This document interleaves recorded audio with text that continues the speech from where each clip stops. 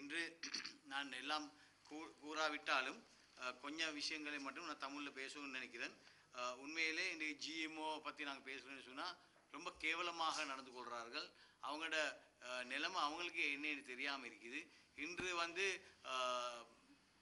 எங்களோட Neville Fernando hospital வந்து இன்றைக்கு எடுக்கப்பட்டிருக்கு அரசாங்கத்துக்கு. அதை எடுத்து இன்றைக்கு அவங்க சொல்கிறாங்க இது எடுத்தே சரியில்லை. இன்றைக்கி 3500 மில்லியன் இன்றைக்கி வந்து நெவில் ஃபெர்னாண்டோ ஹாஸ்பிட்டலில் ஸ்டார்ட் பண்ணிருக்காங்க. அதில் 2000 மில்லியன் அரசாங்கத்தால் கொடுக்கப்பட்டிருக்கு. அந்த 2000 மில்லியன் யாருடைய காலத்தில் கொடுக்கப்பட்டுச்சு?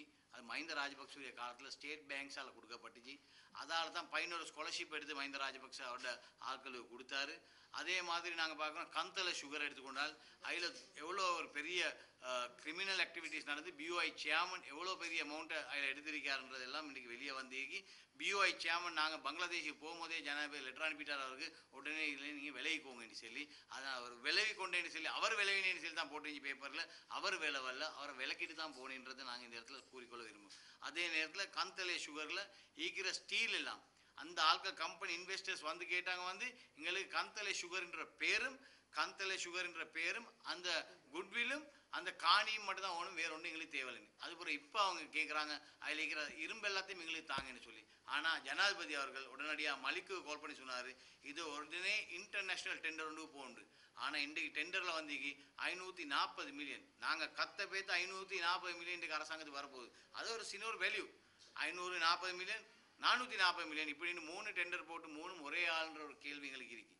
அதனால் அரசாங்கத்துக்குள்ள ஜனாதிபதி உடனே கைப்பற்றணும். கைப்பற்றி மட்டுமில்லை, இந்த எக்ரிமெண்ட்டை திரும்ப செக் பண்ணுங்கிற எம்கேடிஎஸ் குணவர்தனையும் அந்த ஆட்கள் சைன் பண்ண எக்ரிமெண்ட். அதுபோல் கபீர் ஹாஷிம் சொன்னார் $10 மில்லியன் ஒரு ஆள் கொண்டு வந்து டிபாசிட் பண்ணினா தான் கந்தலை சுகர் கொடுக்கும். இப்போ இந்த $10 மில்லியன் 10 பாண்ட் யாருக்கிட்ட ஏக்கி எங்கே ஏக்கின்றதையும் நாங்கள் இந்த இடத்துல கேள்வியாக கேட்குறோம். பிஓஐ சேர்மன்ட்டு இருந்தவர்கிட்ட இப்போ அவர் போகிறார் பேத்துட்டாரு.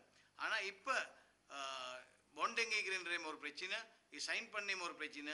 இப்போ அவங்க திரும்ப இந்த எறும்பை கேட்டு மறு காகிதம் அனுப்பியிருக்காங்க. இந்த எறும்பு எங்களுக்கு தான் சொல்லணும். அதனால் இந்த மாதிரி ஆக்டிவிட்டீஸும் கூட பிஓஐக்குள்ளே நடக்குது.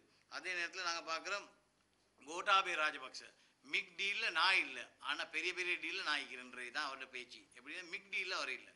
ஆனால் இந்த நாட்டில் மக்களுக்கு தெரியும் எங்கெங்கெல்லாம் கள்ள பில்டிங் அடிக்கலுமோ, எங்கெங்கெல்லாம் 2 தட்டு அடிக்க வேண்டிய இடத்துல 10 தட்டு 13 தட்டு 15 தட்டுன்னு அப்ரூவல் கொடுத்து எல்லாம் கோட்டாபய ராஜபக்ச. நான் எனக்கு ஸ்ரீகோத்த லைனுக்கு போனேன். ஸ்ரீகோத்த லைனுக்கு போய் பார்த்தா எல்லா இடத்துலையும் 4 தட்டிக்கு ஒரு பில்டிங் மட்டும் 8 தட்டாகி கேட்டு இது எங்கிட்டாலே கோட்டாபையோட கூட்டாளி. இந்த மாதிரி எல்லா இடத்துலையும் பில்டிங் அடிச்சு கொண்டு எல்லாம் தாங்க. இந்த யூடிஏல இருக்கிற சம்பிக்க அவர் உடனே என்ன செய்யணும், கோட்டாபையோட காலத்தில் செஞ்ச அநியாயங்களை கோட்டாபையோட காலத்தில் கொடுத்த பில்டிங் அப்ரூவல்ஸ் எல்லாம் எடுத்து பார்த்தா விளங்கும் எத்தனை பில்டிங்ஸ் இவங்க களவில் அப்ரூவ் பண்ணிக்காங்க. அப்போ இதெல்லாம் தேங்காய் கூட என்கிட்ட இல்லை, தேங்காய் மரம் கூட என்கிட்ட இல்லைன்னு கோட்டாபய ராஜபக்ச சொல்கிறாரு.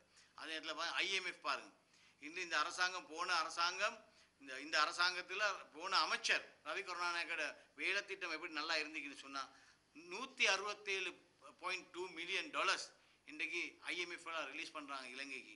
அது வந்து எங்களோட பாலிசி நல்லதாக போன சுட்டி நாட்டுக்குள்ளே ஒரு கண்ட்ரோல் கொண்டு சுட்டி தான் IMF இந்த சல்லியை ரிலீஸ் பண்ணாங்கன்றதையும் நாங்கள் இந்த இடத்துல கூறிக்கொள்ளணும். அதே நேரத்தில் நாங்கள் முஸ்லீம் அனாச்சார அமைச்சர் ஈக்கியார் ஒரு பேபாதன் உண்டு, அவரை போடவானம் என்று நாங்கள் ஜனாதிபதிகிட்ட சொன்னோம். பிரதம மந்திரிகிட்ட சொல்லும். பிரதம மந்திரி சொன்னார் 100 நாள் அரசாங்கத்துக்கு மட்டும்தான் இவரை போடுவேன், அதே போல் நான் ஒரு முஸ்லீமை போடுவேன்னு சொன்னார். நாங்கள் சொன்ன முஸ்லீமை போடுங்க, எங்களுக்கு முஸ்லீம் சொன்னால் முஸ்லீம் இந்த மாதிரி முஸ்லீம் இல்லை, இது முஸ்லீம் இல்லை. ஆனால் ஒரு முஸ்லீமை போட சொல்லி கடைசியில் என்ன ஆகிச்சுன்னு பாருங்கள், அவரை போட்டு இந்த 3 வருடமும் ஹஜ்ஜை போட்டு திண்டு எந்த நாளும் கோர்ட்டில் கேஸ் ஆகிருக்கு. இன்னமும் கோர்ட்டில் கேஸ் ஆகிருக்குது. யாரை கொண்டு போகிறது, தாருக்கு பேசா வைக்கிறது, பள்ளி வாசல் ரெஜிஸ்டர் பண்ணுறது, சல்லி எடுக்கிறது. இப்போ வெங்கின காணிக்கு 2 மில்லியன் சல்லி கொண்டு போய் கெட்டுருக்கு, எங்களுக்கு தெரியாமல் இல்லை. ஆனால் அமைச்சர் நல்லவமாக நினச்சிக்கொள்ள பார்க்காரு. உங்களோட குடும்பம் நல்ல குடும்பம்னு ஏசி சமீட் வச்சு சொல்ல வானம். ஏசி சமீட் நல்லவர், நீங்கள் நல்லவர் நாங்கள் சொல்ல வரல, உங்களோட குடும்பத்தை நாங்கள் சொல்ல வரல. உங்களோட தம்பி ஒரு பேங்க்ரப்ட் பிஸ்னஸ்மேன், ஆனால் இப்போ அவர் கோடீஸ்வரன் ஆகிறார். அவர் இன்றைக்கு வீட்டுக்கெல்லாம் போய் சல்லி கட்டுற லெவலுக்கு அவர்கிட்ட சல்லி இருக்குது. அவர் இந்த அவங்களோட கோஆர்டினேட்டிங் செக்ரட்டரியை போட்டு தான் தங்கம் இழுத்தீங்க கட்டுனாக்கு ஏர்போர்ட்டால் ஐடென்டி கார்டை காட்டி எங்கே பின்னுக்கால தங்கம் இழுத்தீங்க. இந்த மாதிரி அநியாயங்கள்லாம் பண்ணி போட்டு நீங்கள் FCID நாங்கள் தான் உண்டு பண்ணோம், நாங்கள் இந்த கேஸை கொண்டு போவோம். FCID இல்லை, நீங்கள் எங்கேயும் போங்க. அமைச்சருக்கு ஒரே ஒரு இது சொல்லிக்கொள்ள விரும்புகிறோம், 2010ஆம் ஆண்டு ஹஜ் தான் இந்த நாட்டில் நடந்த சிறந்த ஹஜ்ஜின்றதை நாங்கள் பயமில்லாமல் சொல்லுவோம். அலை மௌலானா ஃபைசல் முஸ்தபா நாங்கள் செஞ்சது 6500 பேரை நாங்கள் ஹஜ்ஜுக்கு கொண்டு போனோம். 3,20,000 நாங்கள் கொண்டு போகணும். அதுபோல் எந்த ஒரு ஹஜ்ஜும் நடக்கல, எல்லா ஹஜ்ஜும் கோர்ட்டில் தான் இருந்துச்சு. எங்களோட ஒரு ஹஜ் மட்டும்தான் கோர்ட்டுக்கே போகாமல் ஒரு கம்ப்ளைண்ட் இல்லாமல் சிறப்பாக முடிஞ்ச ஒரு ஹஜ். ஆனால் இன்று 2,000 ஒவ்வொரு மீட்டிங்கு 2,000 உங்களோட தம்பி வார கமிட்டி மெம்பர் உங்களோட தாய்ப்புள்ள எல்லாம் சேர்ந்து எடுத்துக்கொள்கிறீங்க. உங்களுக்கு தேவையான ஆட்களுக்கு நீங்கள் வீசா கொடுத்தீங்க, உங்களுக்கு தேவையான ஆட்களுக்கு பேச கொடுத்தீங்க. இதெல்லாம் நாங்கள் ஜனாதிபதியை சொல்லிக்கோம். இதில் ஒரு இன்கொயரி நடக்க சொல்லி 10 வருடமாக இந்த 3 வருடமாக எந்த விதமான கணக்கு வழக்கும் காட்டியில் உடனடியாக MCR ஃபண்டை உடனடியாக ஆடிட் பண்ணி போகணும் என்று ஜனாதிபதிக்கு நான் வேண்டுகோள் கொடுத்திருக்கேன். நிச்சயமாக இந்த 3 வருடத்தில் ஊழல் அவ்வளவும் நிச்சயமாக இந்த 1 மாதம் 2 மாதம் வர போல் அவ்வளோ வெளியாகுன்றதை நான் இந்த இடத்துல கூறிக்கொள்ள விரும்புகிறேன்.